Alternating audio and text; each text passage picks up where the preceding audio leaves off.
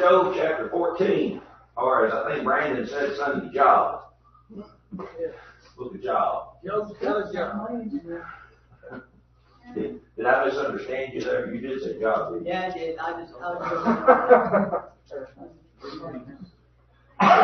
Job to find it. Yeah, find Psalms and back up, head over Genesis. Book of Job chapter 14. 14. Read through this and see what you find in this chapter.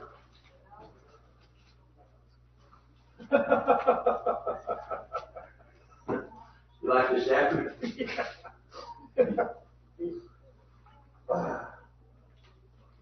Alright, I'll start with the first verse. If you'd like to mark the way we do it is we just do read around. It's up to you. If you like to read a verse, read a verse. And if you don't want to read a verse, say pass. And then we leave you alone. Alright. Chapter 14, verse 1. Man that is born of a woman is a few days and full of trouble. He cometh forth like a flower, and is cut down. He fleeth also as a shadow, and continueth not. There you go, John. Oh, sorry. I'm sorry. No, you're good. And dost thou open thine eyes upon such an one, and bringest me into judgment with thee? Who can bring a clean thing out of an unclean? Not one. Seeing his days are determined, the number of his months are with thee. Thou hast appointed his bounds that he cannot pass. turn from him that he may rest till he shall accomplish as entirely his day. For there is hope of a tree, if it be cut down, that it will sprout again, and that the tender branch thereof will not cease. Through the root thereof wax old in the earth, and the stalk thereof die in the ground. Yet through the scent of water will bud and bring forth flowers like a plant. But man dies and wasteth away. Yea, man giveth up the ghost, and where is he? As the waters fail from the sea, and the flood decayeth and drieth up. So man lieth down and riseth not, till the heavens be no more. They shall not awake, nor be raised out of their sleep. Oh, that thou wouldst hide me in the grave, that thou wouldst keep me secret until thy wrath be past, that thou wouldst appoint me a set time and remember me. If a man die, shall he live again? All the days of my appointed time will I wait till my change come. Thou shalt call, and I will answer thee. Thou wilt have a desire to the work of thy hands. And now thou numberest my steps, dost thou not watch over my sin? My transgression is sealed up in a bag, and thou sewest up mine iniquity. And surely the mountain falling cometh to naught, and the rock is broken of its heart. The waters were the stones. Thou washest away the things which grow out of the dust of the earth, and thou destroyest the hope of man. Thou prevailest forever against him, and he passeth. Thou changest his countenance, and sendest him away. Excuse me, sorry. His sons come to honor, and he knoweth it not. They are brought low, but he perceiveth it not of them. But its flesh upon him shall have pain, and his soul within him shall mourn. All right. Well done. 22 verses making up Job chapter 14. A lot of good thoughts in there. I thought different times about this first verse. Man that is born of woman is a few days and full of trouble. Few days and full of trouble. You know, if a man should live 100 years old, that's just a few days compared to eternity, isn't it? Yeah. You know, man who that is born of woman is a few days and full of trouble. Where's that trouble come from? Sin. Flesh. Well, if it's a kid, A lot of it's self-inflicted. Yeah. Adam Yeah. There we go. Yeah, I heard somebody say one time jokingly, they said when they get to heaven, they're going to say, hey Adam, come over here under the tree of life, I want to talk to you. I think it's interesting to think about what they look like. Mm-hmm. What does Adam look like? Yeah. Yeah. He's just He's a an man. ugly sucker. Are you going to be surprised when the Bible says that God made Adam in his own image and in his own likeness? Are you going to be surprised if Jesus Christ is standing there glorified and here's Adam standing close to him and they look kind of the same? Are you going to be surprised? You ever thought about that? No. Because the Lord is often called the second Adam. Yeah. He's often called the second Adam. It makes you wonder. I mean, if I get there and that ain't the way it is, I'm going to say, that's it, I'm leaving. You know. So, anyway, but that full of trouble, I like that idea about being full of trouble and that being self-inflicted, because I thought a lot of times, that, you know, my life would be a lot easier if I just take it easier on me, you know. You know, there's a lot of things that I do, people start talking about, you know, what other people do to them, and I think myself, you know, I've probably done worse than myself, you know. Full of trouble. A lot of sources of trouble in this low ground of sin and sorrow. Y'all might have some thoughts on that, because that's a common verse. Well, it certainly testifies to the whole of the Bible, all the way. Old Testament, New Testament, young, adolescents, young people, middle-aged people, old people, goes from. Yeah, that's a fact, man. Yeah. That is a fact. And speaking of man, he cometh forth like a flower and is cut down, and fleeth also as a shadow and continueth not. You know, we only have so much time in this world, and that time gets by in a hurry. You know, when I was just a boy, I remember saying to my mom at one point, "Boy, I wish I could just hurry up and get to be this age," or something along that line. She said, "Son, that's one of the worst things, one of the worst attitudes you can have, because one of these days, you're going to wish it would just slow down a little bit." Mm-hmm. Man, I hit 40, I thought it was moving. Then I hit 50. Yeah. Wait till you get to 80. I can't imagine. You can't imagine. Because I thought it couldn't get any faster when I was at 40, and then I hit 50. And I looked around. Then I was 60. I mean, I'm turning on if the good Lord lets me live till May, I'll be 56. You'll have a highway named after you. I've already got, well, the speed limit is 55. I've already got a speed limit. That's right. Yeah, so, but, it's amazing. When it says that they come forth like a flower is cut down and fleeth, he fleeth as a shadow. Fleeth. Yeah. I sense it. Roadrunner. Green. That time, boy, that time is getting by. It's so quick. Any thoughts on that? In verse 3, and dost thou open thine eyes upon such a one, and bringest me into judgment with thee. David in the Psalms, he likened himself into a worm. David is noted for likening himself into like the dogs, or like the worm, or like the dust of the earth. Just so insignificant, right? And that in comparison to God. How just insignificant that we are. And then, then asking the question, forgiving sin, knowing that we're but flesh and that, we're only here but a moment. We only have so much time, and without your mercy and the grace you give us, what good will we ever do? Approaching from that end of that position of feeling our insignificance. And that's when you're experiencing humility, when you realize your own insignificance, right? And to think that anything good, that we've been involved in anything good, it had to be by the grace and the help of God, the assisting hand of God. Much like our children, perhaps, or your children in your life who are trying to do something, and for them to accomplish it, you assist them, and how proud they are when it's done, because in their eyes, they did it, and we know all along. Okay. Yeah. You're welcome. You know? You're welcome. Yeah, yeah, right. But I mean, just think about God ever, throughout our lives, what position He is in. Yeah. That's a good one to think about. Yeah. Any thoughts on that?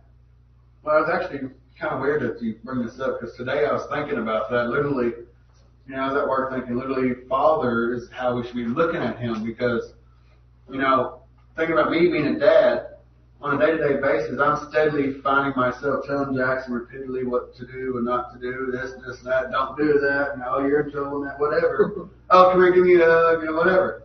All these emotions in one day. Yeah. God does the same thing with us. Yeah. Every day.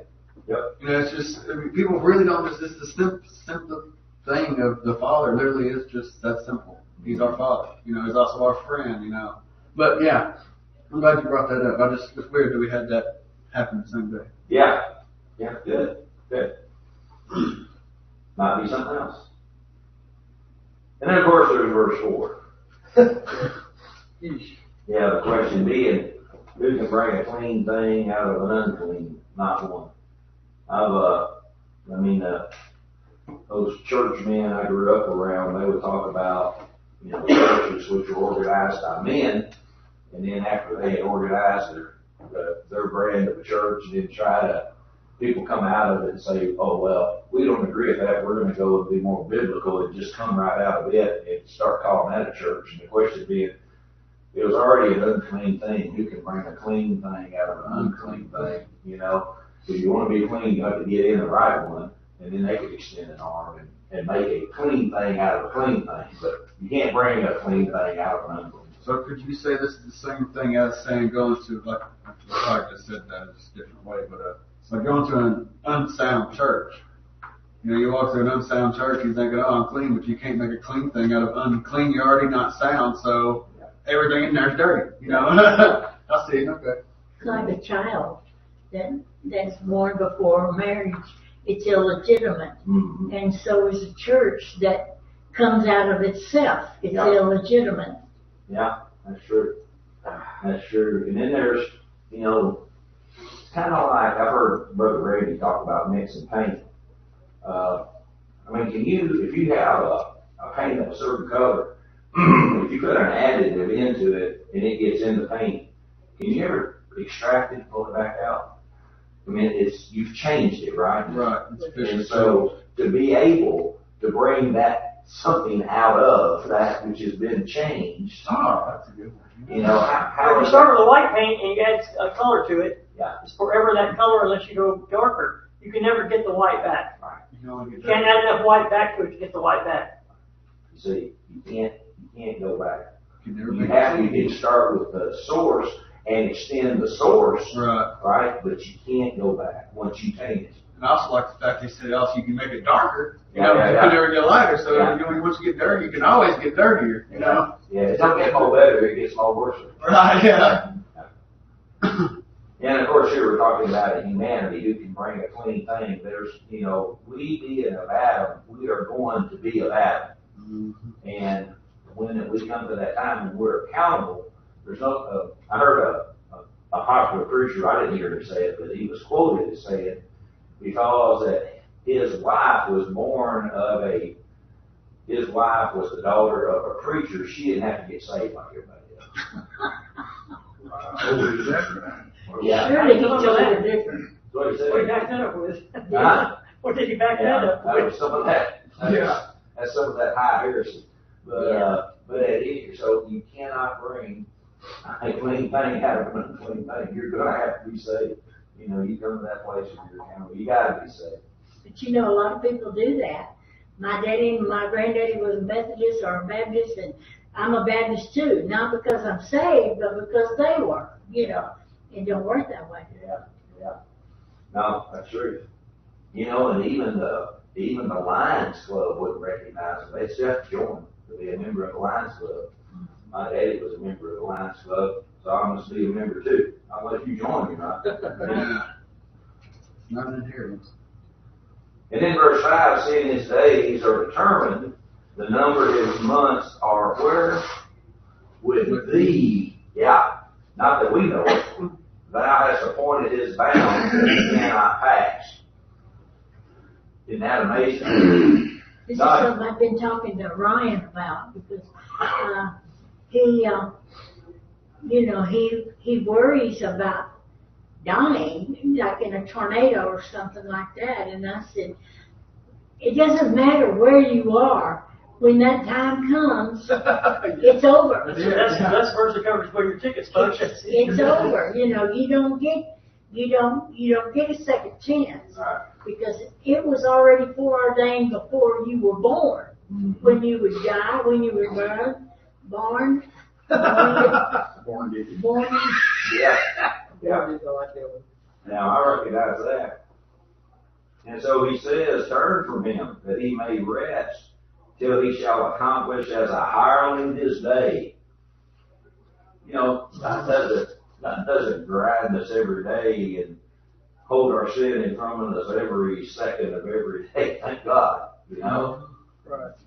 I mean, but he does remind us he has a way to call these to our attention because he wants us to God have none to perish but all to come to repentance. So there must be a visitation. All right? There must be.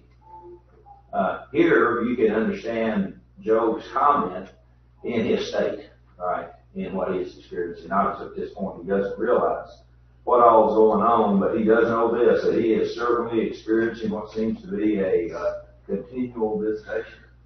And in his reasoning, verse 7, for there is hope of a tree to be cut down. What will happen to it? It'll sprout again. Yeah, that it'll sprout again. That tender branch thereof will not cease. Those little sprouts that come up on the side of a tree when you cut off a limb or something, it brings up more, Mm-hmm. Might not be as strong and big as the big one, but they're still coming up. That's right. Bill Still loves living. that one. Just Crepe myrtle. great. I love that real trees. Those crepe myrtles are very tenacious. Now, like verse 8, though the root thereof wax old in the earth, and the stock thereof die in the ground, yet through the sin of water it will bud, and will bring forth boughs like a plant. That's like what you described there, Sister Shirley. Seen that happen lots of different times.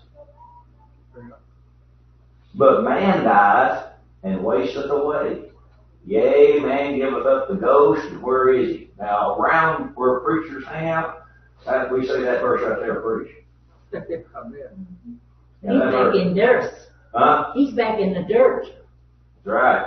He says, man dieth and wasteth away. What part of that? Yea, man giveth up the ghost. That's that outward man, right? But man giveth up the ghost, and where is he? He's back in the dirt. And then, well, what about the soul? Where is He's he? gone Yeah. with Jesus. Where is he? And that's, the answer is, it depends. Is he saved or is he not saved? Where is he? That there's a lot of thoughts out there that suggest that when we have a burial, that the soul, that the entity, the whole being is in that grave. But have you ever heard that? Have you ever encountered that thought? I know there's a lot of people believe that. Say it again, I'm sorry. Huh? Say it again, I'm sorry. So like if I was to die, but y'all were to bury me, that my soul, body, and everything is in that, No. in the grave. Waiting, Ooh. It's not being absent from the body. right? There's no absence from the body. That's what you're already gone. Yeah. But I encountered a gentleman I worked with when I taught high school, and we were discussing a revival that I had been in, some meeting I had been in, and he brought up something about, I don't know what he said. He said, well, you won't know that. People won't know that till the Lord comes back. I said, how do you mean? He said, well, they're all under the ground. They're all still in the ground. I said, do you ever heard of a twofold being? What do you mean a twofold being? And I talked a little bit about it. He said, I won't teach that. He won't talk. And I thought, so those that are, so his his understanding of the word, if there's no twofold being, then the soul and the body still has to be in the grave, that they're in the grave together, because you don't see a twofold being. Those are the same ones who tell you that you got to be baptized to be saved. Same people. Yeah. I had something before that and I lost it. No mind. That's your off my Yeah. It's pretty shocking to hear that. Oh, okay. I got it back. So it kind of goes along the lines of, let's say I was to die.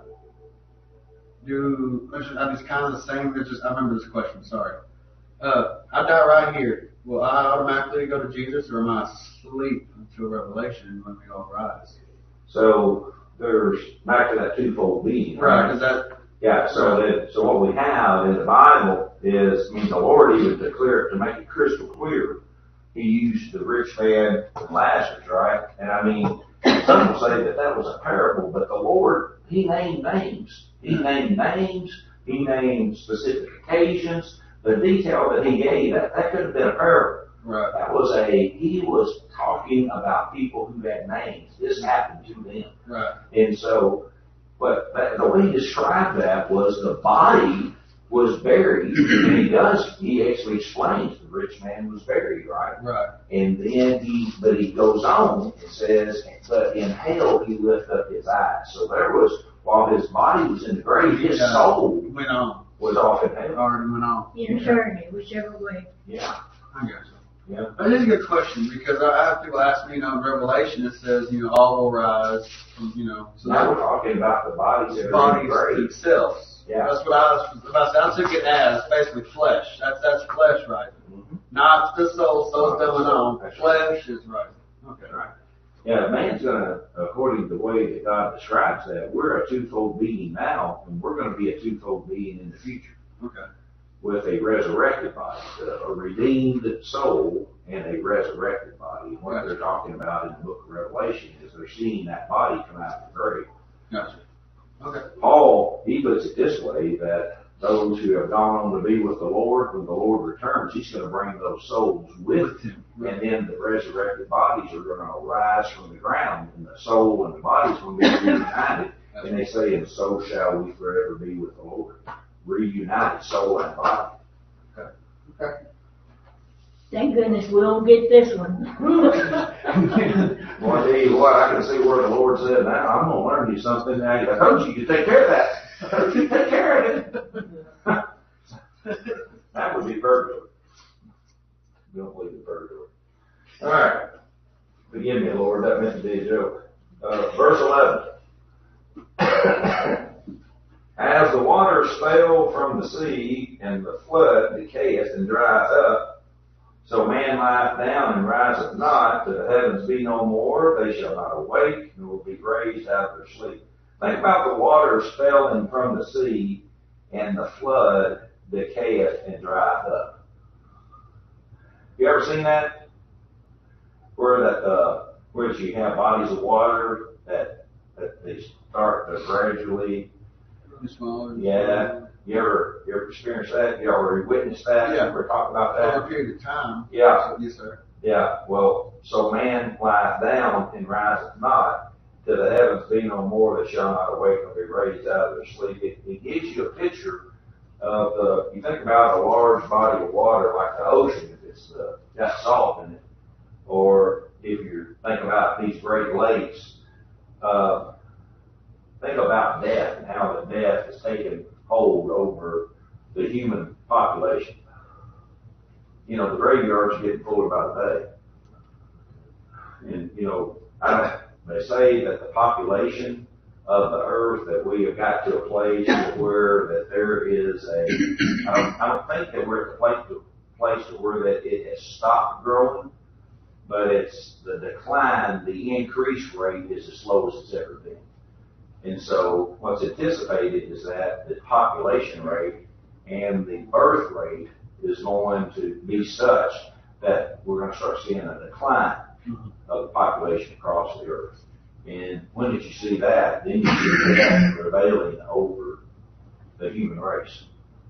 And think of that like a sea drying up or like an ocean drying up. Oh, yeah. You know, as man dies and goes to his long home. Okay.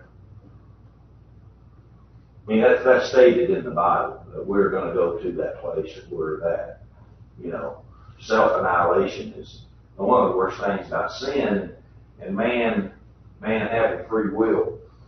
Man turns out to be his worst enemy. Yep.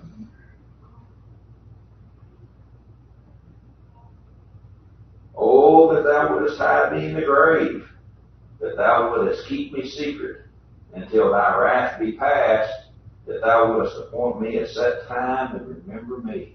What's that sound like he's requesting there?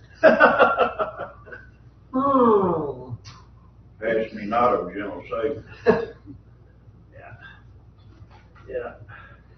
You think Job's afraid to die? He's wanting to die. He thinks it's much better. But rather, in this situation, probably yes, he'd rather be. If I had gone. sores from my toes to the crown of my head, I want to be dead too. Yeah. Oof. Yeah. Then look at verse 14. If a man die, shall he live again? All the days of my appointed time will I wait till my change come. Now what change is he talking about? Resurrected body. That's right. New body. New body. And people say that, like, in the history of the books of the Bible, which book do we think, or scholars studying it, which book do they think is the oldest book? This one. Job. No. And here, if you go back then, let's let it be like that. Let's say that's the way it is. And so if that is the way it is, people in Job's day, were they familiar with the idea of there being a resurrection? According to that verse? Yeah. Well, Some people think that, you know, well, the gospel, it wasn't taught, and so salvation wasn't taught. That future resurrection, none of that was taught. That all those people were ignorant of those things. But then, as you start studying the Bible, you come to find out God wanted people to know from the beginning what the truth was. And God shared, there may have been an oral tradition because of the age that people lived at one time.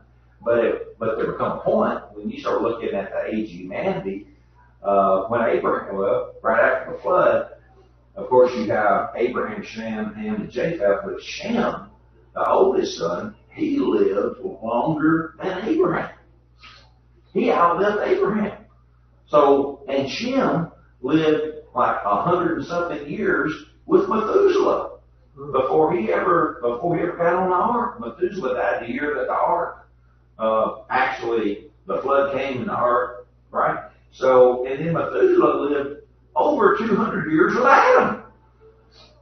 So from Adam to Methuselah to Shem to Abraham, you have a link to where that the oral, the telling, the history of what we're talking about, God created, there was a direct link back, overlap of for many years. Yeah. You know, we think, what kind of a family reunion would you have had at Shem? Hey, Shem, tell me again about Methuselah. Don't hear that again. You know, what did he say about that? I'll tell me one more time. I just want to hear it, you know. That's one birthdays. Yeah. a lot of birthdays. Yeah, people start talking about living 500 years. That would have been great. I'm not up for it. Let's see the candles on that birthday day. Woo! No, thank you. Yeah, pass me on that one. Yeah, so if a man dies, shall live again all the days of my appointed time. When I wait till my change come. Thou shalt call, and I will answer thee. Thou wilt have a desire to the work of thine hands. Talk about that on Sunday some. That call. There's two calls that we find in the Bible. There's multiple calls you read about it in the New Testament especially. But there's two times where you hear the voice of the Son of God. The voice of the Son of God. One, that voice of the Son of God. Those who are dead and hear the voice of the Son of God shall live. And then there's an hour coming which all that are in the grave shall hear the voice of the Son of God and shall come forth. He didn't say, and they get to choose if they want to come forth. That ain't what he did. He's calling and we're answering. Yeah. Like Job said, thou shalt call, and I will answer thee. You already heard about that, hadn't you? Mm-hmm. You'd already heard about that. Verse 16, for now thou numberest my steps. Dost thou not watch over my sin? My transgression is sealed up in a bag, and thou sewest up mine iniquity. That sounds like the sin has been forgiven. Yeah. Ziploc bags. Sealed up in a bag. Ziploc bags right there, didn't it? Well, I hope it's better than Ziploc. I'm counting on it being better than Ziploc. I want a fireproof bag. And surely the mountain fallen cometh to naught, and the rock is removed out of its place. The waters wear the stones, thou washest away the things that grow out of the dust of the earth, and thou destroyest the hope of men. I think, you know how that our bodies grow old and how our bodies wax weak? Thought different times about the water washing over the stone. Now the water is wearing the stones. Yeah. You ever seen that where the water is run out of a hillside and come across the stone? In the way that water, it'll groove to cut that stone over. Even if it doesn't have to be a fast moving water. It can be just a steady stream. You seen that, John? You know what I'm talking about? Then, I've seen it where this was where a hole through a rock. yeah, just over time. And it's Just over eons, you know. Yeah. And think about, as we go through our lives, how that time, you might say, wears on us. How that it's like in here it says, the waters wear the stones, thou washest away the things which grow out of the dust of the earth. But what has come out of the dust of the earth? What are some of the things that come out of the dust of the earth? We are. Right? Right. And as the waters wash out the things that destroy or that grow out of the dust of the earth, and thou destroyest the hope of man. The rock is removed out of its place. Yeah. How deep could you take that? The rock being removed out of its place.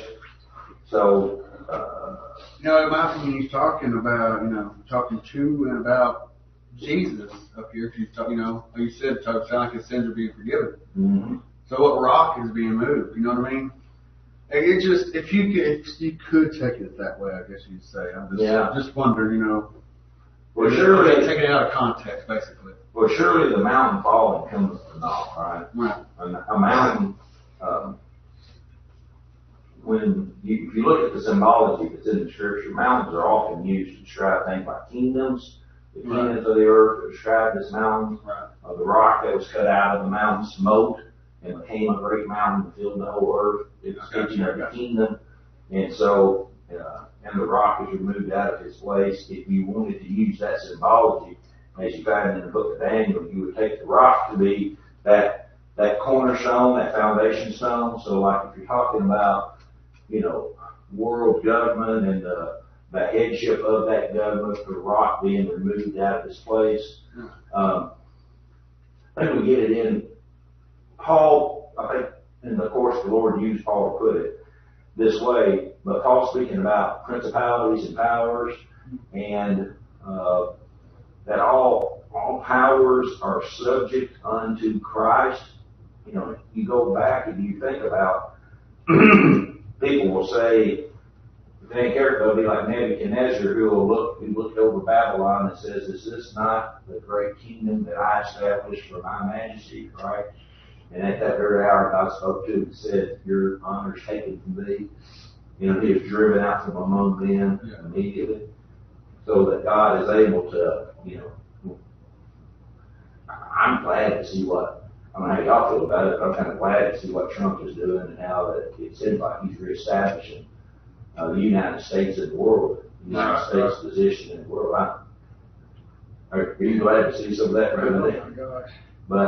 But Trump's going to answer to it. Trump's got somebody he's going to answer to. Almighty God. Which he's also, at least he said that on TV in front of everybody so they can see it. He done said that, I ain't nothing. There's somebody higher than me that I will answer to just as good as you. Yeah. He said that so everybody could hear it. Yeah. Regardless if you're a believer or not, you said it on live television and everybody heard you talk about Jesus Christ and who's higher than you. And you at least acknowledged it, you know. Yeah, yeah. Yeah, so in verse 20, thou prevailest forever against him, and he passeth. Thou changest his countenance and sendest him away. His sons come to honor, and he knoweth it not. Now this is, and you think about somebody who's passed away, somebody who's died, and they're laying there in the grave, and as they're laying there in the grave, his sons come to honor, and he knoweth it not. Does the people who that die, do they know what's happening in the world after they left? No. You know, people are like to say, your daddy's looking down. Just watch you down. Yeah. God, guardian angels, your guardian angels with you. They ain't here. I gotta admit, it's a comforting thought, it's an encouraging thought. Sure, right. But the Bible just don't speak like that. The Bible speaks like, his sons come to honor, and he knoweth it not. And they are brought low, but he perceiveth it not of them. He don't know. He doesn't know what's going on. He doesn't know they're crying. Right, he has no idea. He's up there, you know, he doesn't have any feelings except for joy, happiness, peace. And this goes along with the good story that me and Dad talked about. May I share it quick? Yeah, sure. Me and Justin were talking, and this, actually the same thing kind of came up, you know. He's like, you know, I know in hell they can look up and see. Mm-hmm. So, do our family members look down? And I was like, well, that's a good question. We talked to Dad about it. And Dad was like, well, let me put it this way. If I look down and I see family members suffering, am I going to be happy? I was like, well, probably not. He goes, exactly. So, no, I can't see you when I'm gone. No sorrow. No sorrow. There's nothing. There's an So let me take that away from you. The best way to do that is you can't see it. You're up here with me. Focus on the only thing I Sure. Like You I'm got telling one more things to do. Yeah, I'm here. Jonathan told you before, you know, don't worry about that. So I'm here. You know, so it's like you said, it's good closure, but that is not all what happens. I'm sorry I said it. All right. And then this last verse gives us a inner man, outward man lesson. Because it says, but his flesh upon him shall have pain, and his soul within him shall mourn, right? So we got that part of him that's upon him, and we got that part of him that's within him, right? Just right there. And he says his flesh is on the outside, and his soul is on the inside. So man is a twofold being. We got Toad right there. The two Yeah. being. Yeah, all the way back there with Job. You know? So sometimes we like to think that, you know, we're the highly enlightened age. I think that we might be on the far end, the other end of that stick. You know, somebody said something about, how could you ever believe that Noah and 3 boys could build an ark? You want to ask, yeah, but you've seen them boys. You have no idea what the boys are. You know, those boys lived to be hundreds of years. That was good stock right there, you know what? So there's no telling, you know, they and their wives, you know. Child security, there you go. Yeah, they and their wives, you know, so there's a lot of hands involved in doing that work. A lot of things that they haven't experienced yet. We're way down the cave ladder. Yeah.